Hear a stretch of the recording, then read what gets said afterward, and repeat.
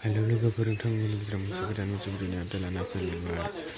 गोथां रिया ब्रह्मनि इउटुब चेनेलाव मोनसे गोदान मिउजिक भिडिअ फैगासिनो दङ।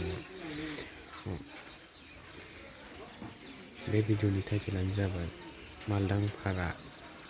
बिथां रिया ब्रह्म आरो मेन्देला ब्रह्म बिथांमोनखौ फाव खालामनाय नुनो मोनगोन। आसा खालामो बिथांमोननि एलबामा मोजां जागोन आरो थाबैनो नुनो मोनगोन। कमेन्ट खालामनानै खिन्थाहरनो हागोन आरो लोगोसे आंनि बे भिडिअखौ मोजां मोनोबा कमेन्ट खालामनो हागोन आरो नोंथांमोना बेबायदि टाइपनि भिडिअखौ नायनो मोजां मोनोबा आंनि चेनेलखौ साबस्क्राइब खालामना लानो हागोन। मानोना आङो बेबायदिनो मिउजिक भिडिअनि सोमोन्दै निउस लानानै फैयो बे चेनेलाव। नोंथांमोना बेफोरबायदि भिडिअखौ नायनो मोजां मोनोब्ला चेनेलखौ साबस्क्राइब खालामना लानो हागोन।